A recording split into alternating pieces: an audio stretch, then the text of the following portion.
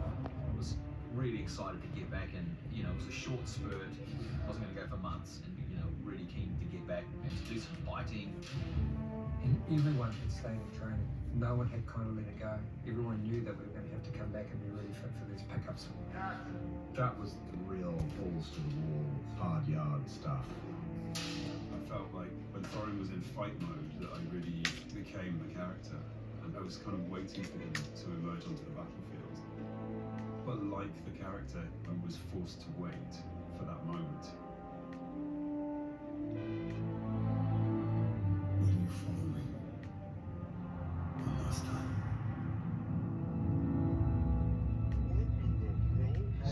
Keep yourself stable. And you go. And action.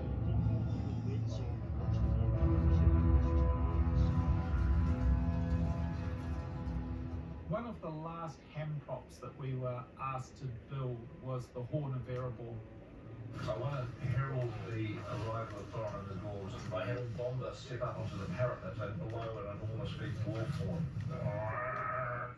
It was realised it was needed very, very late in the piece, so we actually had to deliver it in a matter of a few days. Peter just wanted some giant, crazy-looking horn thing, but yeah. We explored some different ideas, like it's a bit made out of metal and like it's an animal horn, which I think it ended up being some giant behemoth creature. The scale of making the beast of burden that towed Grond up to the front gates of Minas Tirith. Mona and I have been carving the horn. So Bomber blows in there. What sort of noise do you think it makes? Yeah, that amplified 1,000 times. So in the next 3 minutes, it goes off the fiberglass, and Mona and I will put a layer of epoxy resin onto it. We finished it maybe an hour before it was needed on set. Normally we would make extremely light copies, meaning that something as big as that, it was almost the size of a mini car, you would be able to pick up with a single hand. Very sadly for Stephen, that was not to be the case. And unfortunately, they didn't have time to make a lightweight version, so this was fiberglass. So it was quite heavy.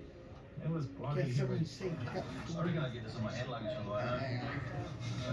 Get someone to see your This cut. thing is huge. We quickly set up some wires to help support Come this on. massive horn. Wait. I decided I was actually going to try and hold most of the weight myself. Even though it was a bit heavier on my hands, it gave me control of where my center of gravity was. Hey Stephen, how are you, sir? Good mate? It was a special day, you know, a great close-up, and it was quite an emotional scene. And Peter came up to me and said, look, you know, do you need some tear things on? And I said, no, I got this. I'll use my acting. We are rolling, so when you're ready, Stephen. Okay.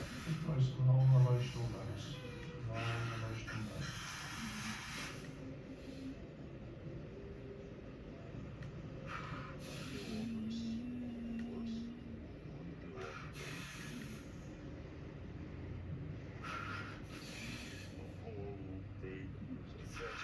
Thank you. Hey, well done, sir.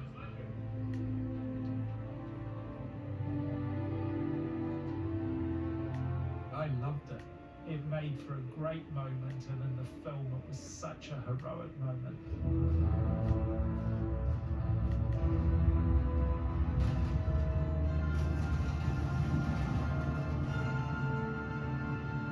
The intention at one stage was to create this armour, and that's what they would go into the battle with at the end.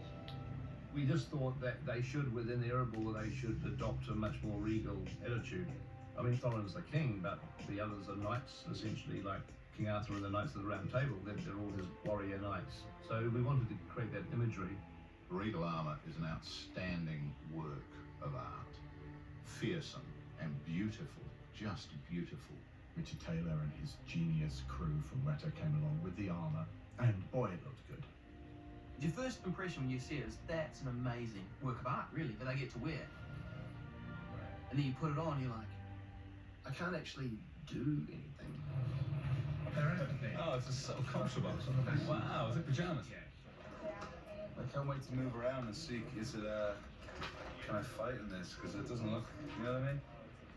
It was sort of difficult to move around with the cloak and everything, but I loved it so much. I remember a lot of people saying, well, we can lose it at this point if it makes it difficult to move.